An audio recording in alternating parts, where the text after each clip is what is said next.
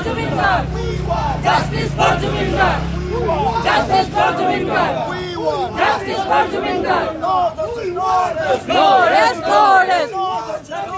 No rest, no rest!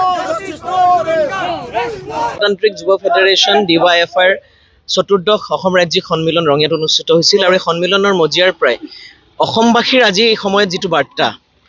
যে justice for Zubeen গাৰ্গক ন্যায় প্ৰদান কৰক সেই দাবী লৈ পেলাই আমি এই সমদল আয়োজন কৰিছো আমাৰ এই সময়ত এটাই দাবী যে জুবিন গাৰ্গ আমাৰ হিয়াৰ আমঠু আমাৰ হাৰ্ট থ্ৰব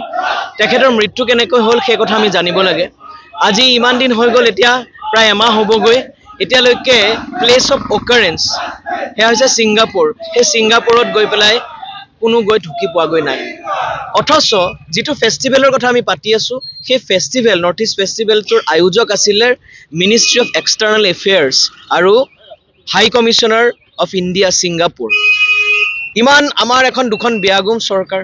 তথাপি আমি যেন ইমান দুৰ্বল হৈ আছো জুবিন গাৰ্গ ন্যায় প্ৰদান কৰাত আজি জুবিন গাৰ্গৰ ন্যায়ৰ কাৰণে আমি এই ধৰণে সমদল কৰিব লগা হৈছে ইয়াতকৈ আৰু দুখৰ কথা কি থাকিব পাৰে আজি গৰিমা বৌৱে কান্দি যি কাটৰ আহ্বান জনাইছে অসমবাসীৰ কাৰণে আমি তাত আসলতে আমি আসলতে আমাৰ দুখ লাগিছে আৰু আমাৰ খুকে খুন্দা মাৰি ধৰিছে বুকুখন এনেকুৱা কয় যে যিজন মানুহে সমগ্ৰ অসমবাসীক এক কৰি থৈ গ'ল জাতি ধৰ্ম নিৰ্বিশেষে একতাৰ বাৰ্তা দি থৈ গ'ল আজি সমগ্ৰ অসমবাসী এটা দাবী জনাইছে যে জাস্টিস ফৰ জুবিন গাৰ্গ আমি ভাৰতৰ গণতান্ত্ৰিক যুৱ ফেডাৰেশ্যনে এই মিছিল কৰাৰ লগতে অহা 17 18 আৰু 19 তাৰিখে আমি বেজ পৰিধান কৰিম সকলোকে বেজ পৰিধান কৰিবলৈ আমি আহ্বান জনাইছো আৰু 19 তাৰিখে আমি পুনৰ আমি এই কথাকে কম আমাৰ ইয়াত কোনো ধৰণৰ অন্য কথা নাই আৰু আমি অসম চৰকাৰকো কৈছো পলিটিক্স নকৰিবা বন্ধু এটাই আমাক লাগে অসমবাসীৰ এটাই দাবী জাস্টিস ফৰ জুবিন গাৰ্গ